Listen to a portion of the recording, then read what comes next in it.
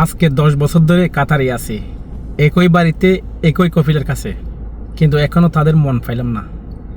আপনি এই প্রবাসে যদি আরবির করে চাকরি করে থাকেন, যতই কিছু করেন না কেন, আপনাকে তারা এখান থেকে ভালোবাসে, এখান থেকে না। সামান্য একটা বিষয় নিয়ে তারা আসলে অনেক কথাবার্তা বলে ফেলে।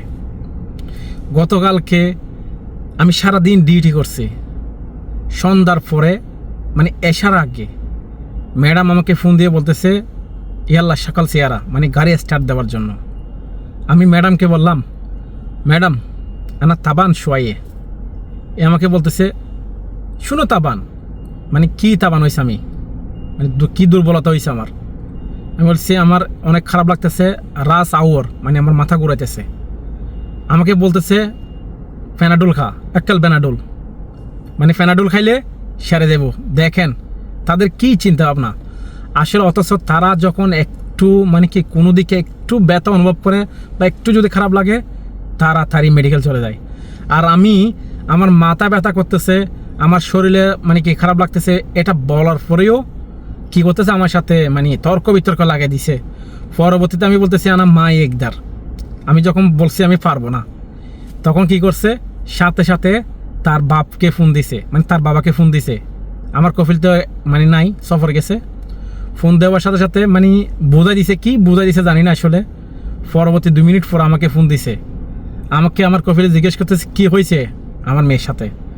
আমি বলতেছি দেখ, আমি সারাদিন ডিউটি করার পরে শুইছি একটু, তোর মেয়ে আমাকে ফোন দিয়ে বলতেছে গাড়ি স্টার্ট দেওয়ার জন্য। আমি তাকে বলতেছি আমি এখন একটু অসুস্থ, আমি এখন পারতাম না। এ আমাকে উত্তর দিতেছে কে, কোনো সমস্যা নাই, গাড়ি স্টার্ট দে।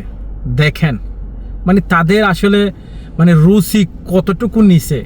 মানুষ একটা অসুস্থ হবার পরে যদি বলে যে গাড়ি স্টার্ট দেওয়ার জন্য, তাহলে তাদের সাথে আর কি আসলে। আপনি যতই কিছু করেন না কেন, যতই মন দিয়ে কাজ করেন না কেন, কোনো দিন আপনাকে তারা এখান থেকে ভালোবাসতো না। ভালোবাসলে এখান থেকে ভালোবাসে। এটাই হচ্ছে প্রবাস জীবন। আজকে এত বছর ধরে তাদের বাড়িতেই আছি, তাদের ঘরে কাজ করতেছি, তাদের সব কিছু দেখভাল করতেছি, তারপরও তাদের মন পাইলাম না।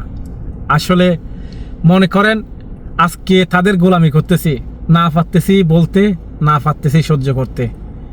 নীরবে যা কিছু বলবে তাই শুনে যেতে হবে। এখানে প্রতিবাদ করার কিছু নাই, কোনো ওয়ে নাই, আর বলারও কোনো কিছু নাই, কারণ আপনি তাদের টাকা দিয়ে কেনা গোলাম। আমি চাকরি করতেছি তাদের, এখন তারা যেটাই বলবে সেটাই করতে হবে।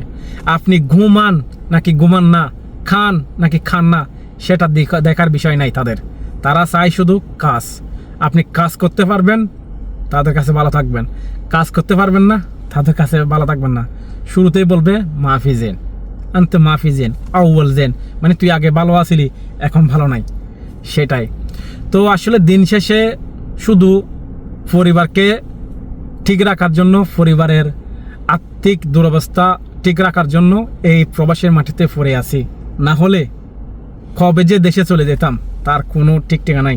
হয়তো আল্লাহ কোটি কোটি টাকা দেয় নাই, এই জন্য আজকে প্রবাস করতে হচ্ছে। যাই হোক, দিন শেষে আলহামদুলিল্লাহ, আল্লাহর কাছে লাখো কোটি শুকরিয়া।